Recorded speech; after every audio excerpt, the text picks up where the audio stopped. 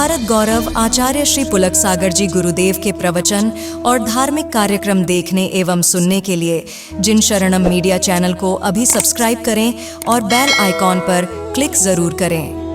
ओम नमः सिद्धेभ्यः। ओम नमः सिद्धेभ्यः। ओम नमः सिद्धेभ्यः। यदर्चा भावेन ब्रह्मदिक्मना दर्दुरियः क्षणादासीत् स्वर्गे गुणगण समृद्ध सुखनिधि लभन्ते सद्भक्ता शिव सुख समाजम किम तदा। महावीर स्वामी नयन पथगामी भवतु मे। महावीर स्वामी नयन पथगामी भवतु मे। महावीर स्वामी नयन पथगामी भवतु मे। प्रथम तीर्थंकर शिवदेव भगवान की, भगवान महावीर स्वामी की, परम पूज्य गुरुदेव आचार्य श्री पुष्पदंत सागर जी मुनि महाराज की, अहिंसा परमो धर्म की।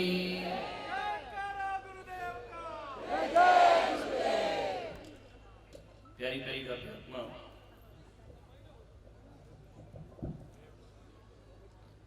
जो आंख बंद करके प्यार करे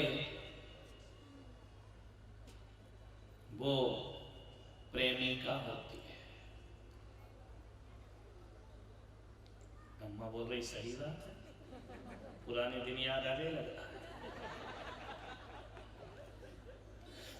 जो आंख बंद करके प्यार करे वो प्रेमिका होती है। जो आंख खोलकर प्यार करे वो सच्चा दोस्त होता है। जो आंख बंद हो जाए फिर भी दुआएं देती रहे वो मां होती है। और जो आंखों में प्रेम ना जताए फिर भी प्यार करे वो पिता हुआ करता है। पिता प्रदर्शन नहीं करता है प्यार,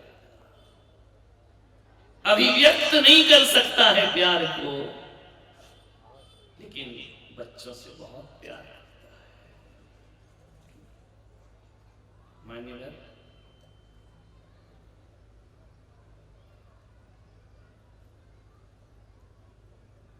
पिता भी माना कि मां पालन करती है, पोषण करती है,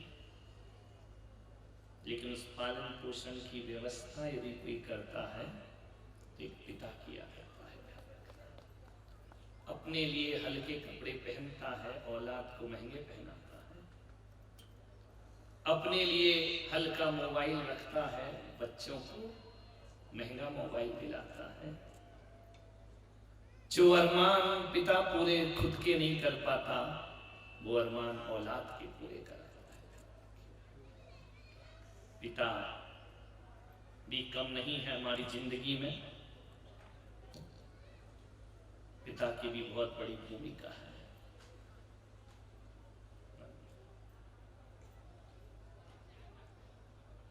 एक निवेदन है, माता पिता की शक्ति को बर्दाश्त करो। माता पिता की जो शक्ति को बर्दाश्त कर लेता है वो औलाद काबिल औलाद हो जाया करती है। एक बेटी मेरे पास आई, बोली महाराज मेरे मम्मी पापा अच्छे नहीं है। उनका क्यों बेटा? बोले एक सा व्यवहार नहीं रखते हैं, बेटे को ज्यादा चाहते हैं, मुझे कम चाहते हैं। मेरा एक भाई है,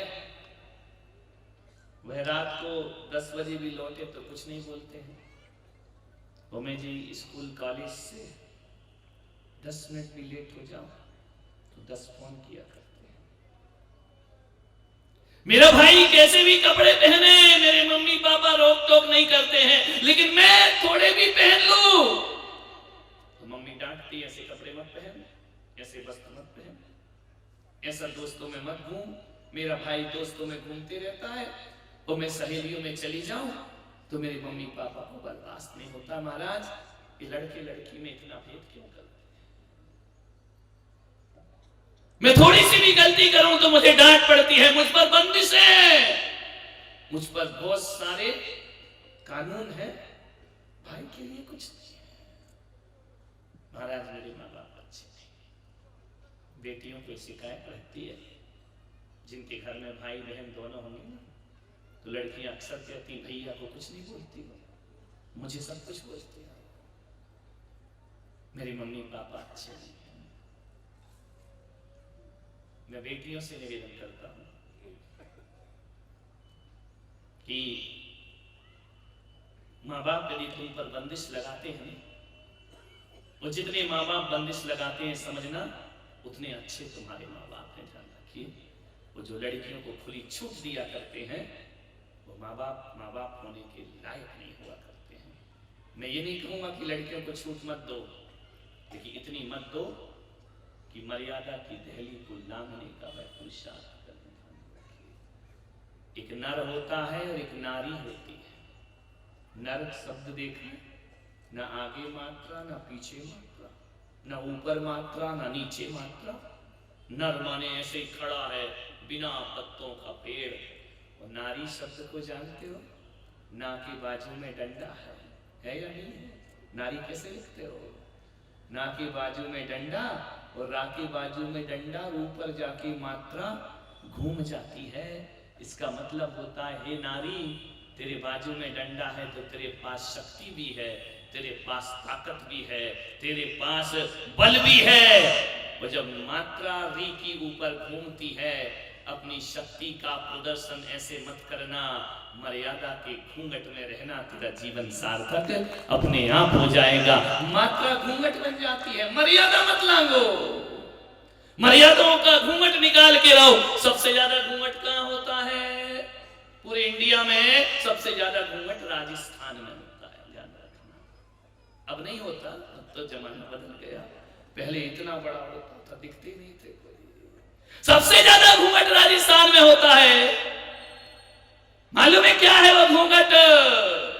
ध्यान रखना, सबसे ज्यादा घूंघट में राजस्थान की नारी रहती है, तो सबसे ज्यादा छत्राणियां भी राजस्थान में पैदा हुआ करती हैं। ऐसी ऐसी छत्राणियां, ऐसी ऐसी पन्नाधाय जो अपने बच्चे को बलिदान करती है घूंघट में रहकर, और महाराणा के बच्चे को बचाया करती है। ध्यान रखना, ऐसी छत्राणियां जौहर कर दिया करती हैं अपने चरित्र की रक्षा के लिए।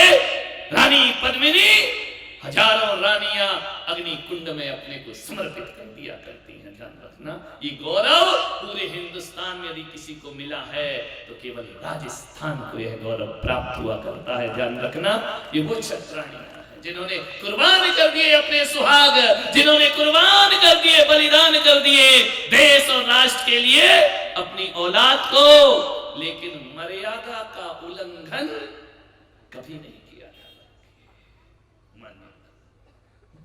निवेदन है, आग्रह है, मैं बेटियों से कहूंगा, निश्चित तुम्हारे घर में ऐसा होता होगा। बेटी और बेटी में तुमको फर्क लग रहा है ना? मेरी एक बात सुन लेना, ये शिकायत हमेशा समाप्त हो जाती है। लड़के फटी जीन्स पहने तो भी चलेगा, फैशन तो देखो कि फटी चीथड़े पहन के आते। एक आया, उसके दोनों घुटने में फटा हुआ, इनका क्यों ये गिर पड़ा क्या? बोली नहीं, मैंने कहा हमारे जमाने तो गिरते थे तो छिलता था। बोली नहीं, आजकल तो फैशन है। अरे इनका क्या का फैशन?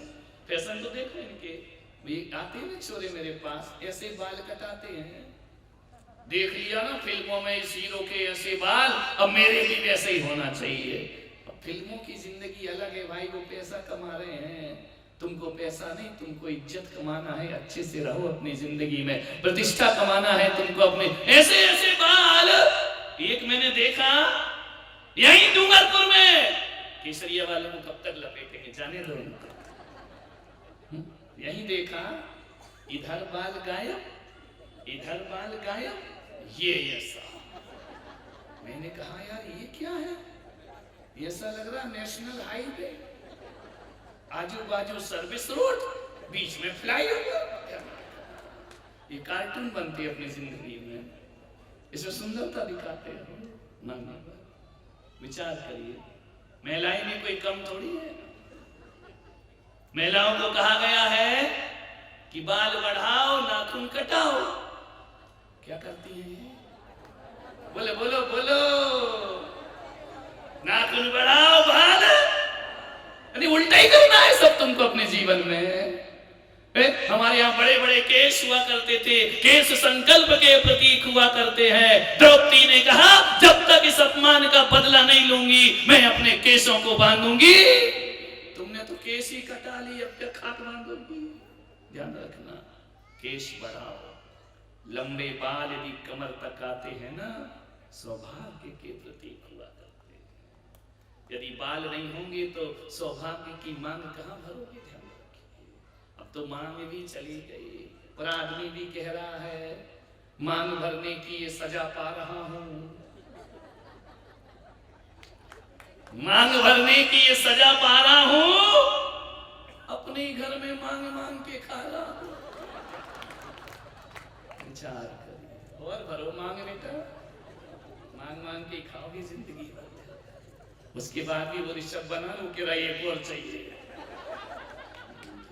कलाकार अभी कह गया मेरे कान में, आपने वचन दिया था कि बन गया तो एक रानी और। बेटा 4 दिन मेरे साथ रह, तेरी वाली को 96,000 नहीं बना दिया तो नाम बदल, 96,000 करोड़ अदा करेगी। सोचना, बेटियों से कहूंगा पाबंदी लग रही है, बंदिशें लगाई जा रही हैं, समझना तुम्हारे माँ बाप बड़े सौभाग्य से तुमको मिले। तुम्हें मालूम है बाजार से सब्जी आती, सब्जियां लाते हो बाजार से, सब्जी लाते हो कहां रखते हो? डोलची में एक टोकरी आके फैला देते हो, पड़ी रहती है। हीरा कहां रखते हो? हीरा खरीद के लाओ तो बोलो, एक डिब्बी में, फिर उसके अंदर डिब्बी, डिब्बे के अंदर डिब्बा है, फिर उसको लाल कपड़े में, फिर उसको तिजोरी में, तिजोरी में भी अंडर लॉक अलग है। इतना संभाल के रखते हो ना कि सब्जियों की तरह फेंक देते हो हीरा लाके। बोलिए हीरा संभालते हो, आलू प्याज सब्जी संभालते हो? हीरा ध्यान रखना, बेटियां हमारा हीरा हैं, वो लड़के आलू प्याज सब्जी हुआ करते हैं। ध्यान रखना, बेटियों को संभाल के रखा जाता है, बेटियां हीरा की तरह हैं, उनकी हिफाजत ज्यादा हुआ करती है।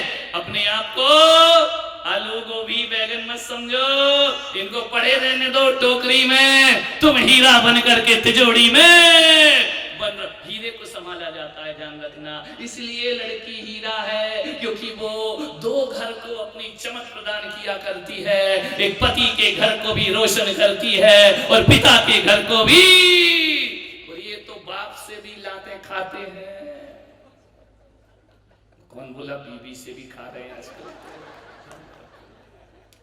लड़कियों की कीमत ज्यादा, कीमती हो तुम, मूल्यवान वस्तु हो तुम, आभूषण हो तुम, घर की इज्जत हो तुम, घर का स्वाभिमान हो तुम। ध्यान रखना, इसलिए माँ बाप बेटी पर ज्यादा पाबंदी लगाया करते हैं।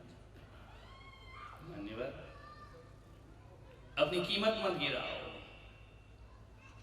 पिता की बातों को गौर से सुनो, माँ बाप की बातों को गौर से सुनो।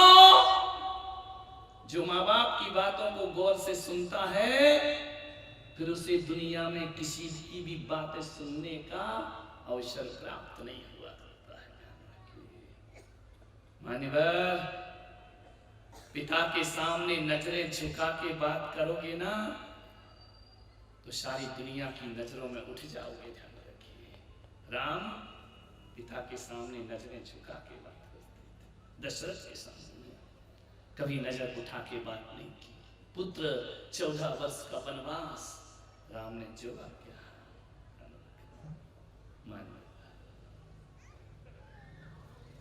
एक बात याद रखना, माता पिता के आंसू गिराओगे तो भगवान की नजरों में भी गिर जाओगे। आंसू मत दो, पिता थोड़ा गर्म मिजाज का होता है, मालूम है? सूरज भी गर्म होता है, नहीं होता? सूरज भी गर्म होता है ना, लेकिन यदि वो सूरज डूब जाए ना तो सारी दुनिया में अंधेरा हो जाया करता है।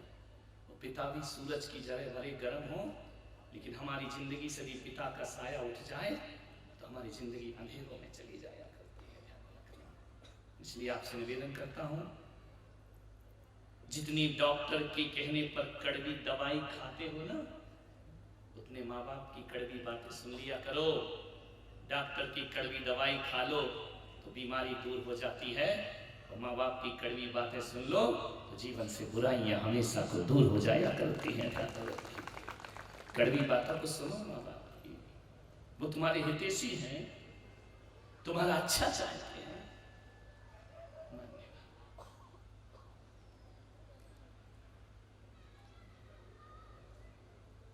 आदमी इस दुनिया में किस वजह से पहचाना जाता है? एक आदमी यदि करोड़ों रुपए कमा ले, एक दिन मृत्यु को प्राप्त हो जाए। राजा राणा छत्रपति हाथ इनके सवार, और मरना सबको एक दिन अपनी अपनी। राजा भी मरेगा, रंक भी मरेगा, धनपति भी मरेगा, गरीब भी मरेगा, भिखारी भी मरेगा, ज्ञानी भी मरेगा, संत भी मरेंगे, और तुम भी एक दिन मृत्यु को प्राप्त हो जाओगे। ध्यान रखना है। लेकिन आपसे मेरा निवेदन है, मर जाने के बाद कितनी दौलत कमाई ये कोई याद नहीं रखता है। मर जाने के बाद क्या शोहरत कमाई ये याद नहीं रखता है। मर जाने के बाद तुम्हारे कितने मकान है इसे कोई याद नहीं रखेगा।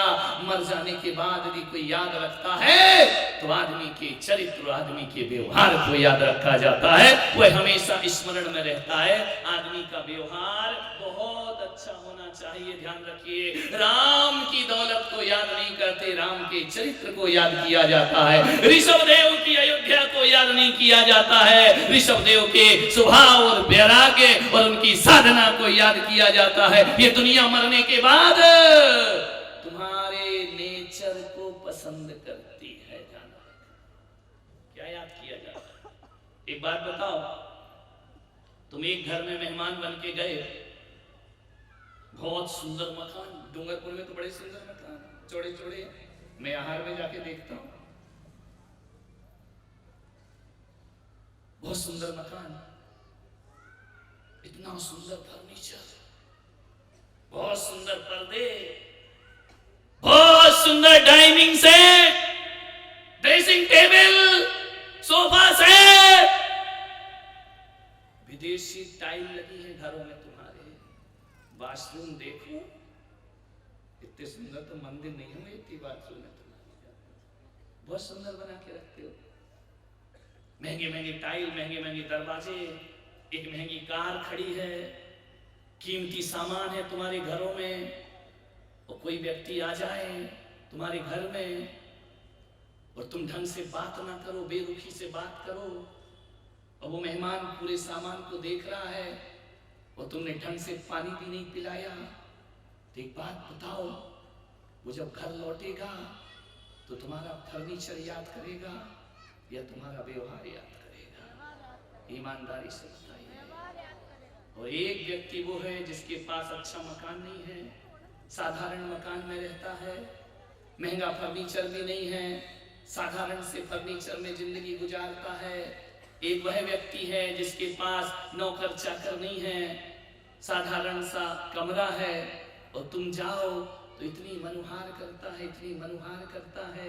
नहीं नहीं आए हो तो खा के जाना पड़ेगा, पानी तो पीना पड़ेगा, चाय तो पीना पड़ेगा, ऐसे नहीं जाने दूंगा, कुछ ना कुछ तो लेना पड़ेगा। मेरा सौभाग्य है, अतिथि देवो भव, अतिथि मेरे घर में आया है, रोम रोम से रोमांचित हो जाए। बताओ, घर जाने के बाद गरीब का झोपड़ा याद आएगा या उसका मनोहार याद आया करता है? विचार करिए।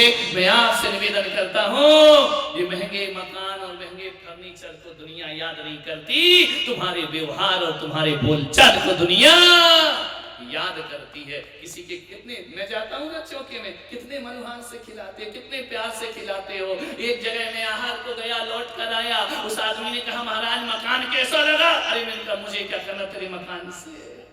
नहीं, बोले नया बनाया, कैसा लगा आपको? मैंने कहा मुझे ज्यादा अच्छा लगेगा तो कौन सा तुम मेरे नाम रजिस्ट्री कर देगा, कौन सा मुझे दे देगा। मैंने कहा एक बात बताऊं, मैं तेरे यहाँ आहार में गया, मैंने मकान नहीं देखा, मैंने तेरा फर्नीचर पर दृष्टि नहीं गई, मेरी दृष्टि जाती थी तेरे नैनों पर, और मेरी दृष्टि जाती थी तेरा नवदा भक्ति पर। और कह सकता हूँ तेरा फर्नीचर कैसा है वो मैं नहीं जानता, तेरी भक्ति मेरे दिल को लुभाती है, उसे मैं जिंदगी भर याद करूं। तुम्हारे महंगे फर्नीचर को कौन सा वो बांध के ले जाएगा, क्या लेकर जाएगा, तुम्हारे स्वभाव को लेकर जाएगा। एक व्यक्ति आया, बोले महाराज मेरा हाथ देखो, मेरा फ्यूचर क्या है, मेरा भविष्य क्या है। कभी ये काम तो मुझे आता नहीं है, और आता है तो मैं इस लफड़े में पड़ता नहीं हूं, क्योंकि दिन भर ये हाथ देखूंगा बैठ के तो जिसके लिए घर छोड़ा उसे कब देखूंगा। ध्यान रखना। बोले महाराज फिर भी कुछ तो बताओ, मेरा फ्यूचर कैसा है। मैंने कहा मैं नहीं बता सकता हूं। बोले कुछ तो बताओ आप महाराज, ये मैं वक्त हूं आपका।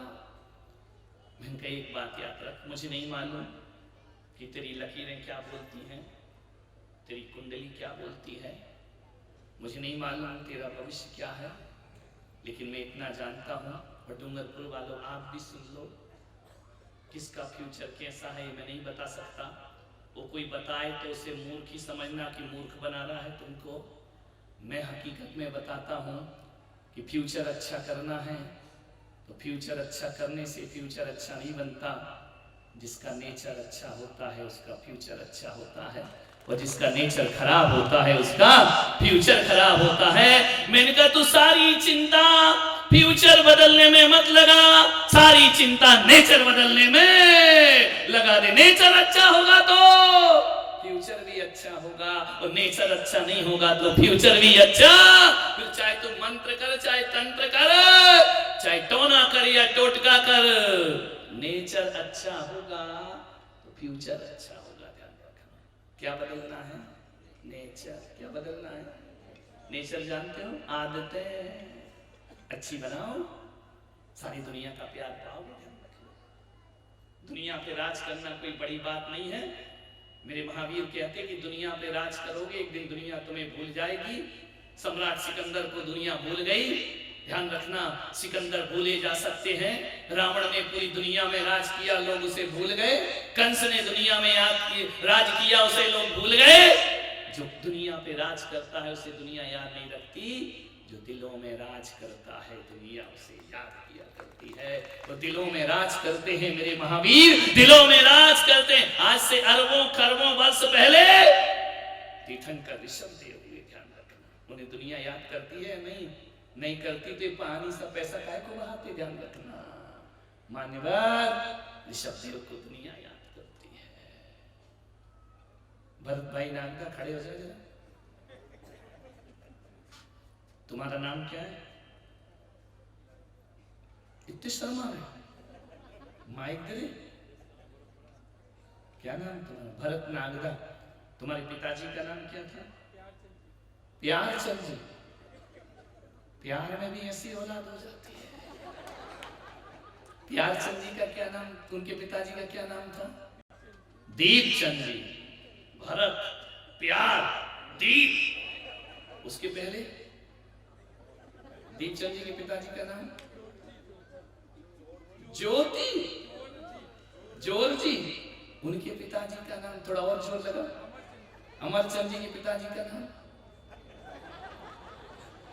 3-4 पीढ़ी में खत्म। देखिए तुम कितना भी कुछ कमा लो, बैठ जाए, 3-4 पीढ़ी के बाद नाम याद नहीं है। मुझ पुलक सागर से पूछना कि तुम्हारे वंश का नाम क्या है, तो मैं आचार्य पुष्पदंत से शुरू होऊंगा और करोड़ों वर्ष पहले हुए ऋषभदेव तक अपनी वंशावली बताने को तैयार हूं। दौलत से दुनिया नहीं जानती, 3 पीढ़ी के बाद दुनिया नाम भूल जाएगी। ज्यादा जोर दोगे तो 4 पीढ़ी 5 पीढ़ी, लेकिन ऋषभदेव के बाद महावीर तक कितनी पीढ़ियां बीत गई। अरबों वर्ष हो गए और ऋषभदेव आज भी हमारे दिलों में राज कर रहे हैं। राम हमारे दिलों में राज कर रहे हैं, नेमिनाथ हमारे दिलों में राज कर रहे हैं, महावीर हमारे दिलों में। ऐसा क्या किया था इन्होंने कि हजारों वर्षों के बाद भी कितने आताताई इस देश में आए, मंदिर तोड़े, मूर्तियां तोड़ी विधर्मियों ने, भारत के बाहर के धर्म आए, लूटा हमारे मंदिरों को। मालूम है क्या मनसा थी उनकी? चल रहा है ना देश में, संभल में क्या चल रहा है, जहां देखो वहां मंदिरों की छाती पर दूसरे ढांचे खड़े कर दिए गए। मान्यवर, इन विधर्मियों का काम क्या था? इस देश से मूर्ति पूजा बंद हो जाना चाहिए, इस देश से मंदिर बंद हो जाना चाहिए। औरंगजेब आया, बाबर आया, उसने हमारी मूर्तियां तोड़ी, हमारे मंदिर तोड़े। मैं पुलक सागर कहता हूं कि औरंगजेब मंदिर तोड़ सकता है, लेकिन हमारी आस्थाओं को नहीं तोड़ सकता है। ध्यान रखना, हमारे विश्वास को, हमारी श्रद्धा को नहीं तोड़ सकता है। और उसका परिणाम ये हुआ कि बाबर एक मंदिर तोड़ता था और हमारी आस्थाएं 10 मंदिर खड़े कर लिया करती थी। ध्यान रखना है, ये लुटेरे आए विदेश के, हमारे मंदिरों से भगवान के खजाने लूट करके ले गए। राम मंदिर बनाना अभी अयोध्या में, मालूम है उनका जो तिलक है ना 400 करोड़ का है, हीरे का तिलक है। उनके जो आभूषण है ना, एक व्यक्ति देता है 500 करोड़ के आभूषण श्री राम ने पहने हैं।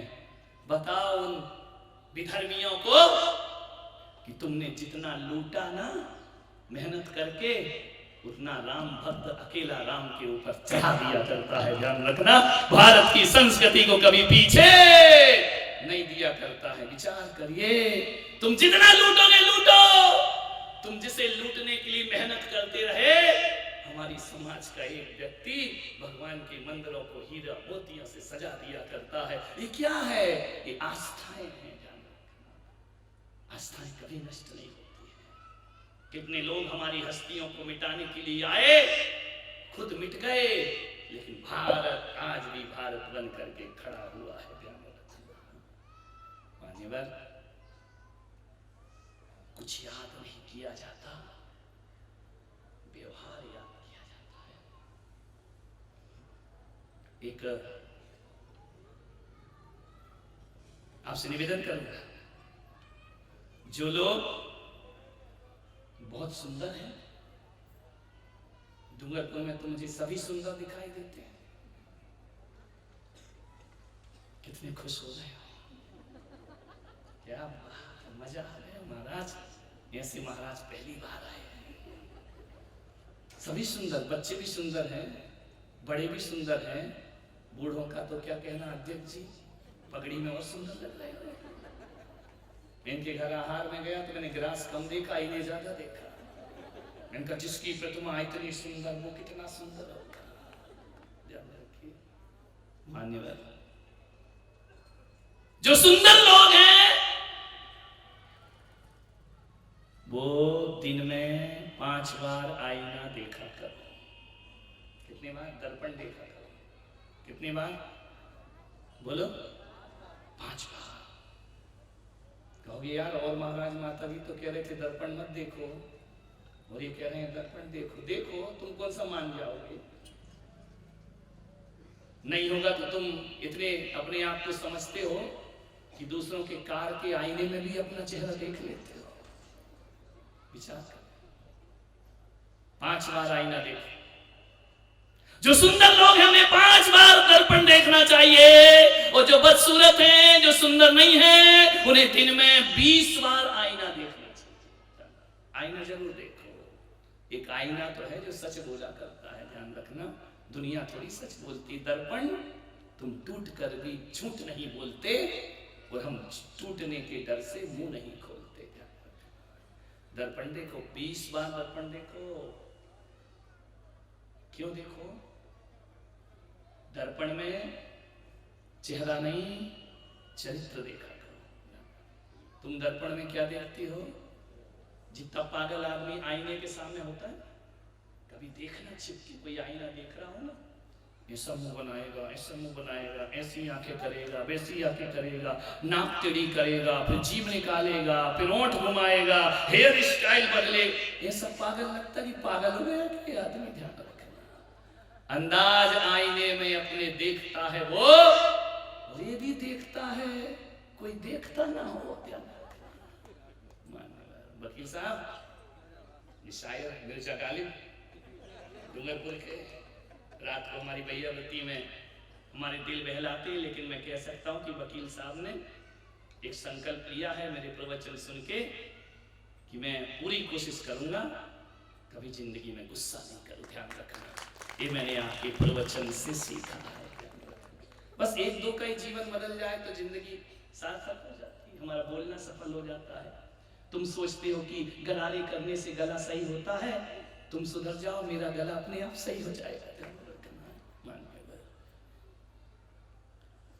5 बार मुंह देखो जो सुंदर हैं, इसलिए देखो कि जब दर्पण देखो तो सोचना कि मैं जितना सुंदर हूं उतना सुंदर मेरा व्यवहार है या नहीं है। ध्यान रखना, चेहरा सुंदर होने से कुछ नहीं होता है। क्या सुंदर होना चाहिए? जितना सुंदर मैं हूं उतना सुंदर मेरा व्यवहार होना चाहिए, और यदि नहीं है तो इस सुंदरता को कोई पूछने वाला नहीं है मेरे भाई। व्यवहार सुंदर हो गया तो मेरा चेहरा सत्यम शिवम सुंदरम जैसा हो जाएगा।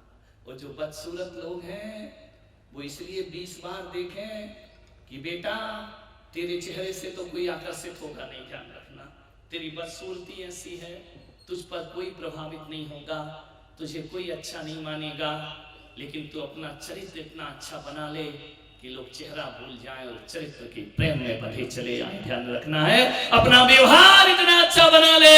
तुझे ज्यादा मेहनत करना है, क्योंकि ईश्वर ने सुंदर बनाया नहीं है, और चेहरा तो बदला नहीं जा सकता है। बदल सकते हो क्या? बदल मत लेना, आते हैं व्यवहार बदल लेना।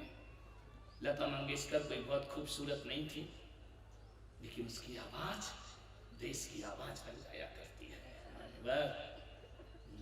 सोचना है आपको, इनके सत्कर्म। गांधी जी कोई बहुत सुंदर व्यक्ति नहीं थे, लेकिन उनका व्यक्तित्व, ध्यान रखना, चेहरे की सुंदरता से कुछ नहीं होता, भीतर की सुंदरता व्यवहार की होना चाहिए।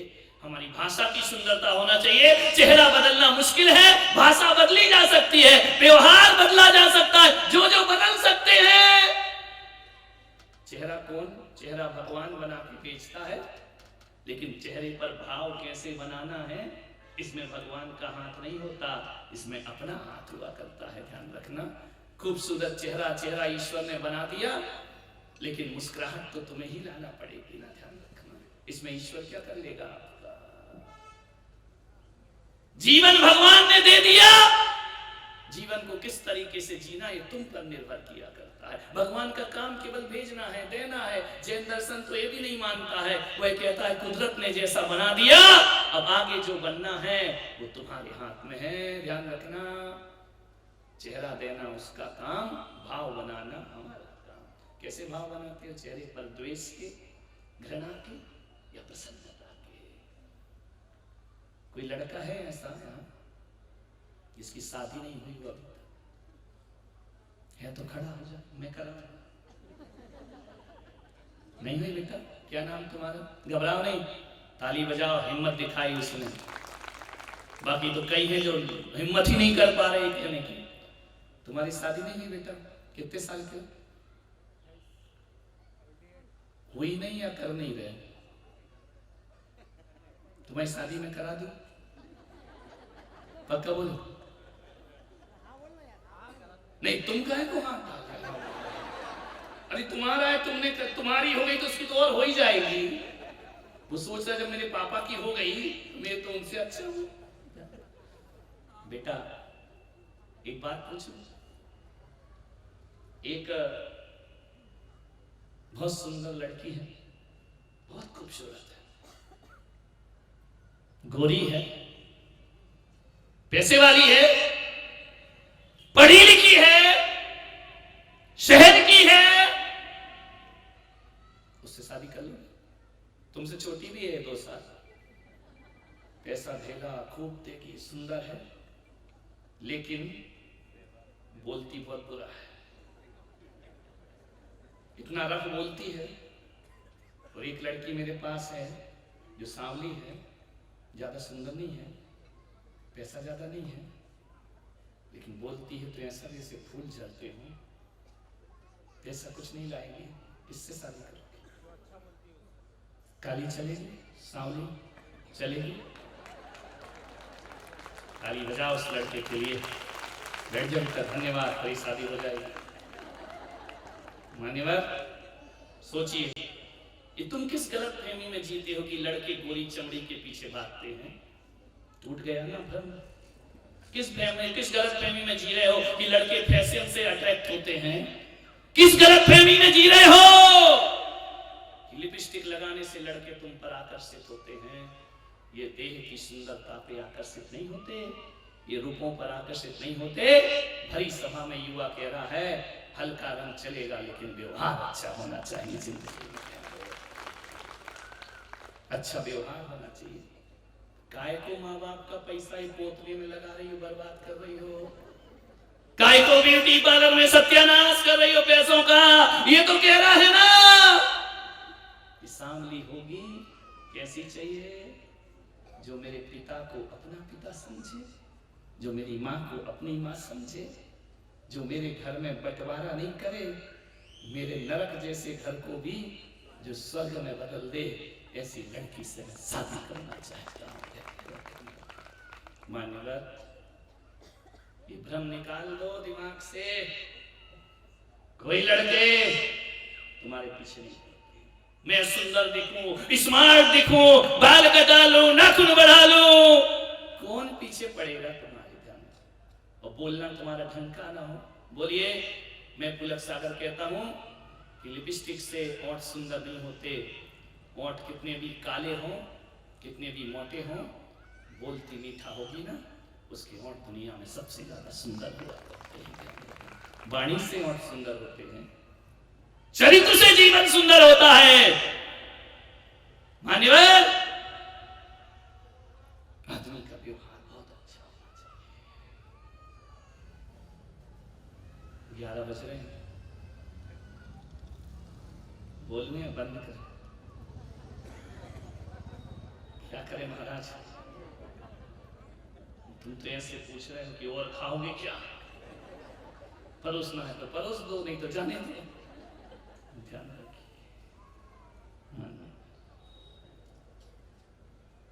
आपसे आग्रह है बड़ी विनम्रता से, एक छोटी सी कहानी कह के समाप्त करता हूं। एक पिता की बहुत लाडली बेटी थी, इतना प्यार करता था पिता, हर पिता को करना चाहिए, मेरा विरोध नहीं है, अपने बच्चे हैं। इतना लाड, इतना लाड, इतना लाड।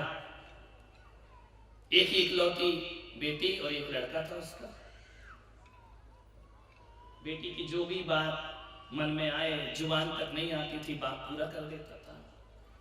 बेटी ने कहा ऐसे कपड़े पहनूंगा, पिताजी ने कहा कोई बात नहीं। बेटी ने कहा ऐसी कार चाहिए, पिता ने कहा कोई बात नहीं, ले ले। बेटी ने कहा मैं घूमूंगी फिरूंगी, घूम फिर, मेरी बेटी को कोई कमी नहीं रहना चाहिए। पिता प्यार में था, बेटी मोहब्बत में था, लेकिन ज्यादा मोहब्बत भी हो जाए ना, हद से ज्यादा, तो व्यक्तित्व बिगड़ जाता। जिद्दी हो गई लड़की, लाड़ में लड़नका हो गई लड़की, बड़ों को बड़ा, छोटों को छोटा नहीं समझती। कोई एक बोले तो 4 जवाब देती। मेरे बाप ऐसे हैं। चल गया। एक दिन पिता ने उस लड़की का विवाह किया। करना तो पड़ेगा, कितनी भी लाडली हो, ससुराल तो जाएगी। कहानी लंबी है लेकिन शॉर्ट में बता रहा हूं, क्योंकि तुमसे ज्यादा मुझे अपने पेट की चिंता है। पापी पेट का सवाल। शादी कर दी, 8 दिन नहीं हुए ससुराल से फोन आया, पिताजी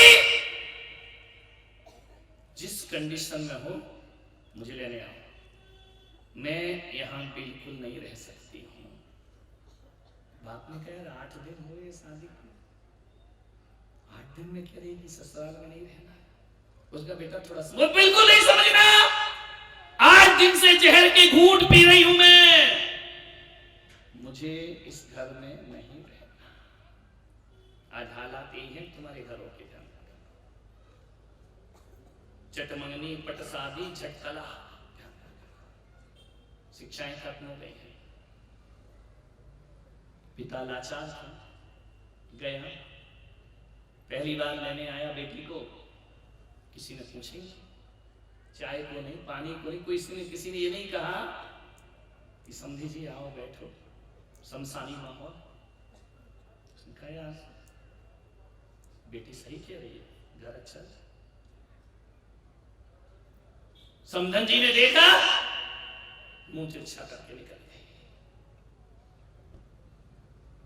गया पिता बेटी के पास, बेटी क्या बात है, लिपट गई, रोने लगी, किस नरक में डाल दिया मुझे। पिता ने कहा बेटा हुआ क्या 8 दिन में ऐसा? बोले मैं यहाँ एक पल नहीं रह सकती हूँ, इसी वक्त लेके चलो। पिता ने कहा एक बार थोड़ा शांति रख, मुझे एक गिलास पानी तो पिलाते हैं। बोले पानी बाहर पी लेंगे ढाबे में, टेंशन मत करो, इस घर का पानी भी जहर है। पिता ने कहा बेटा तेरे सास ससुर से तो पूछ लो मामला क्या है। अरे मेरे भाग में गए वो सास ससुर, बिल्कुल नहीं पूछना, उठाओ अटेची चलो। बोले बेटा रुक रुक रुक, ध्यान रखना डूंगरपुर वालों, सब कुछ बनना आसान है लेकिन बेटी का बाप बनना बहुत कठिन काम हुआ करता है जिंदगी में। बेटी वो है जो अच्छों अच्छों की अकड़ तोड़ दिया करती है। गए सासू से पूछा कि बहन जी मेरी बेटी को बिहार ले जाऊं। सास ने कहा कल के ले जाने वाले, अभी इसी वक्त। बहन जी क्या हुआ? बोले तुम जाना, ये क्या आफत भेजी हमारे घर में तुमने? सुबह से तूफान मचाती है, लड़ाई करती है, झगड़े करती है, 9-9 बजे 10-10 बजे सोकर उठती है, काम वाम कुछ आता नहीं है, एक बात बोलो तो 4 बात सुनाती है। ऐसी लड़की, ये संस्कार है तुम्हारे। बेटियों से मैं निवेदन करूंगा कि ऐसा जीवन, ऐसा व्यवहार बनाना कि तुम्हारी ससुराल में तुम्हारे पिता जब आए ना तो उनका फूलों से स्वागत होना चाहिए, अंगारों से अपमान नहीं होना चाहिए। ध्यान रखना, ये अपमान कराना नहीं कराना बेटी का काम हुआ करता है। सास ने कहा ले जा। बोली अम्मा जी बहन जी कब वापिस? कभी नहीं, इसको ले जाओ, हम गंगा नहा लेंगे। आप हाथ उठाओ तो तुम यहां से, वो जो भी होगा हो जाएगा, इसको यहां से ले जाओ। पिता ने कहा यार कैसा व्यवहार इस घर का। ले गया बेटी को, रास्ते में पूछा बेटी, थोड़ी जब वो शांत हो गई कि बेटी बता तो तेरी ससुराल कैसी है? बोले नरक। ससुराल नरक? तेरे ससुर कैसे हैं? राक्षस। तेरी सास कैसी है? डायन नंबर 1 की। तेरी ननद कैसी? चुगलखोर, दिन भर चुगली करती रहती है, यहाँ की वहां, वहां की वहां। तो बोले बेटा एक बात बता, तेरा देवर कैसा है? बोले आवारा। अरे सभी खराब। बोले बेटा तेरे जेठ कैसे हैं? बोले धूर्त मक्कार। तो बोले तेरे पति कैसे हैं? बोले यमराज। साक्षात यमराज से शादी की है तुमने मेरी, कुएं में ढकेल देना था मुझे। बोले बेटा अच्छा एक बात बता, तेरे पड़ोसी कैसे हैं डूंगरपुर वाले? बोले नंबर 1 के बर्बाद लोग, एक भी ढंग के नहीं। LLB वकील सर, LLB यानी मैं ऐसे अब शब्द नहीं बोलता हूं, तुम खुद समझ गए। मैं अपनी जुबान पे हल्के शब्द क्यों बोल दूं?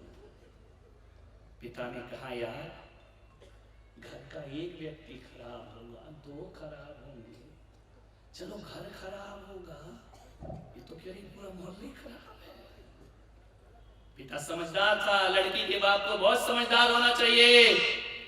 पिता का, लड़की का पिता वही होता है जो बेटियों के घर उजाड़ता नहीं, उन्हें बसाने का प्रयास करता है, जोड़ने का प्रयास करता है, तोड़ने का प्रयास नहीं करता है। अपने बेटी के हरे भरे बगीचे को उजाड़ो मत गलत शिक्षाएं देकर के। घर पहुंचा, एक दिन हो गया, 2 दिन हो गया, बेटी बोली पापा मैं कभी नहीं जाऊंगी। बोले मत जा बेटा, तू मेरी प्राण से प्यारी है। माँ ने कहा मत जा, आज से यहीं रहेंगे, तलाक दे दे, दूसरा ढूंढेंगे। सेकंड वाले भी मिलते हैं आजकल, नहीं आजकल तो फर्स्ट वाली सेकंड में बिक रहे हैं, क्या करें, माहौल बिगड़ गया है। बोली टेंशन मत कर, 1 दिन हुआ, 2 दिन हुआ, महीने भर हुए, 2 महीने हुए, अब तो पड़ोसियों को महावीर मंदिर जाए तो लोग पूछे क्यों ससुराल लेने नहीं आए क्या? अरे उसने कहा धत्ते की बाप मेरा रख रहा है, माँ मेरी रख रही है, पड़ोसी परेशान हुए। बोले छोड़ो महावीर मंदिर, अब प्रगति नगर के मंदिर जाएंगे। पारसनाथ के दर्शन करने गए, वहां भी 2-4 देवियां बैठी थी। क्यों 2 महीने हो गए, ससुराल नहीं जाना? अरे उसने कहा कहां जाऊं, शादी में जाऊं तो लोग पूछे, सहेलियां मेरे जीजा जी क्यों नहीं आते? अरे उसने कहा इन्हें तो जीना हराम कर दिया मेरा। ध्यान रखना, पीहर ज्यादा मत करना, 6 महीने रह के देखना। शादी के पहले रहना अलग बात है और शादी के बाद रहना अलग बात है। भाभियों के स्वभाव बदल जाते हैं, घर के स्वभाव बदल जाते हैं। ध्यान रखना, नारी की शोभा पीहर में नहीं, नारी की शोभा तो ससुराल में ही हुआ करती है। वह लक्ष्मी कहलाए। बेटी को लक्ष्मी थोड़ी कहा जाता है। लक्ष्मी कौन होती है? बहु लक्ष्मी होती है। रक्षाबंधन पीहर का अच्छा लगता है तो दिवाली ससुराल की अच्छी लगा करती है। ध्यान रखना, वह लक्ष्मी है, वह दिवाली पर अपने ससुराल में रहती है। परेशान हो गई वो, एक दिन उदास बैठी थी। पिता ने कहा बेटी दुखी क्यों है? क्या बताऊं पिताजी, ना यहाँ चैन। बोले बेटा क्या दिक्कत है? बोले भाभी कहती है चाय बना, तू ससुराल थोड़ी जाएगी, अब काम कर। यहाँ भी भाभी का स्वभाव बदल गया, भैया का स्वभाव बदल गया। माँ कहती है पड़ी रहती है, थोड़ा जल्दी उठा कर। पापा मैं तो परेशान हो गई, ऐसा लगता है कि बिल्डिंग से कूद के मर जाना चाहिए। बाप ने कहा बेटा चिंता मत कर, अपने डूंगरपुर में एक महाराज आए हैं। बोले अच्छा क्या करेंगे महाराज? बोले मैं उनसे जाके पूछ के आता हूँ तो इस समस्या का हल हो जाए।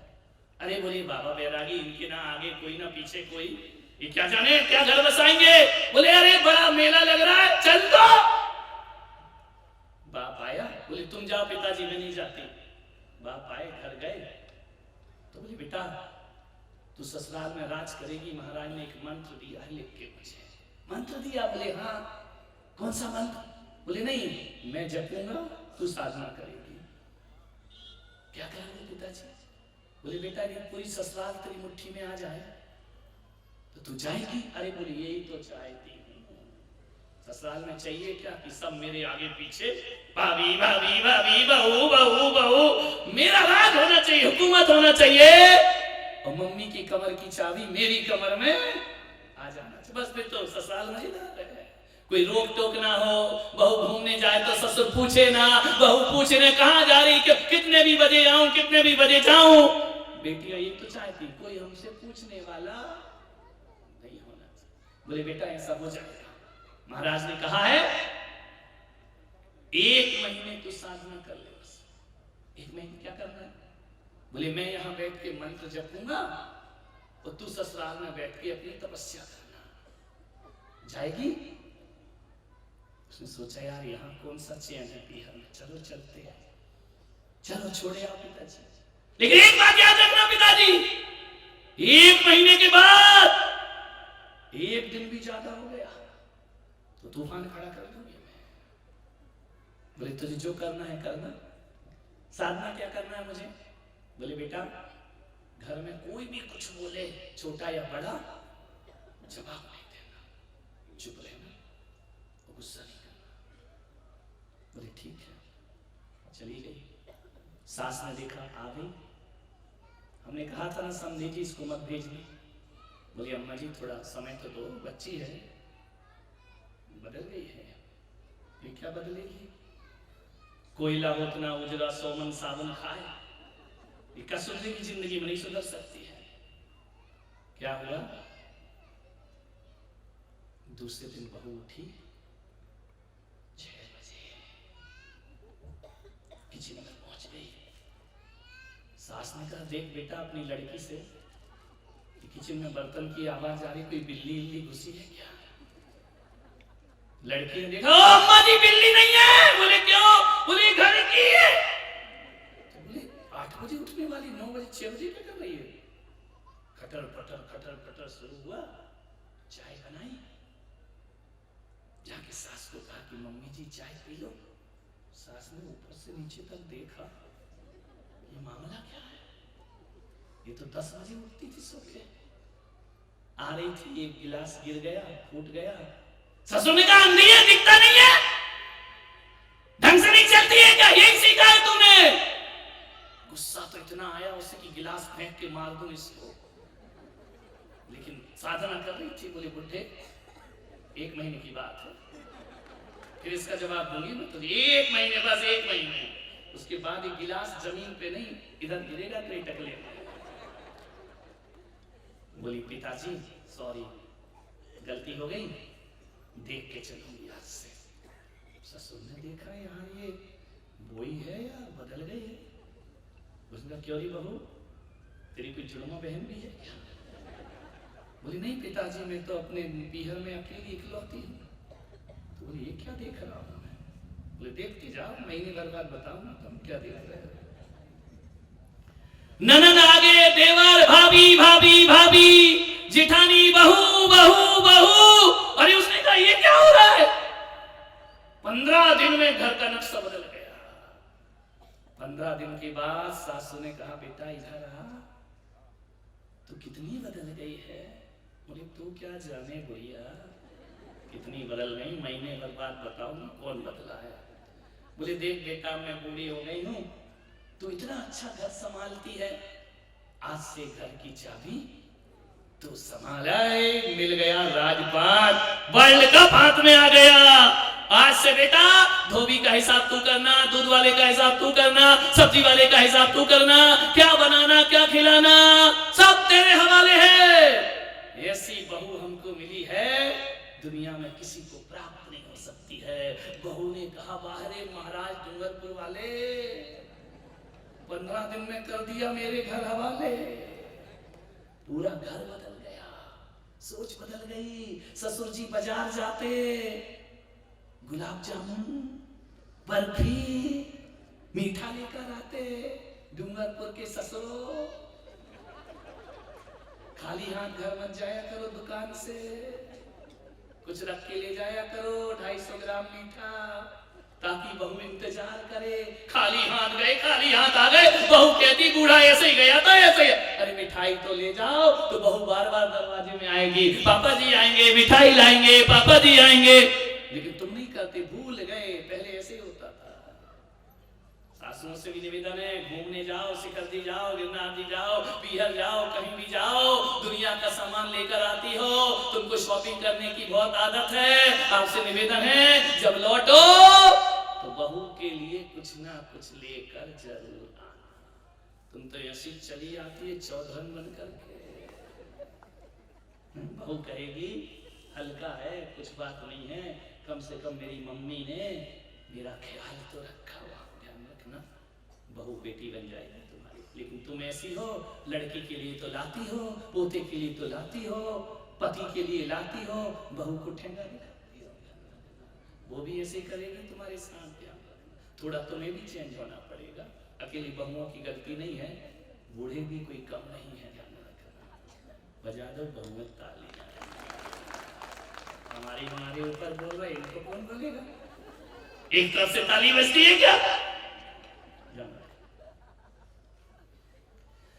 घर बदल गया। रक्षाबंधन आया, महीने भर बाद भाई लेने आया कि बहन चल, तो क्या बोलती मालूम है? मम्मी से पूछो। पहले क्या बोल रही थी? भाड़ में जाएगा सासू। जैसे गया कि मम्मी जी बहन को रक्षाबंधन पे ले जाऊं, अरे बेटा क्यों ले जा रहा है, अब तो बहू बिना हमारा दिल लगता ही नहीं है, तू ले जाएगा। एक काम कर, रक्षाबंधन में रोक नहीं सकती हूँ, तो जल्दी एक दिन में वापस कर लेना। पहले तो कहती कभी नहीं आना। उसने कहा बहुत मम्मी मैं जाऊं। हाँ बेटा जा, जल्दी आना बेटा, तेरे दिन घर सोना सोना। उसने कहा यार भाई ने देखा है क्या कमाल है भाई, गजब के महाराज आए डूंगरपुर में। लौट के जब आई ससुराल से पीहर, पिता ने पूछा बेटी पिताजी तुम्हारा जाग पूरा हो गया? बोले तेरी साधना तो नहीं तोड़ी? बोले बिल्कुल नहीं। तो बोले बेटा बता ससुराल कैसी है? स्वर्ग। स्वर्ग? तेरी सास कैसी है? वो डायन।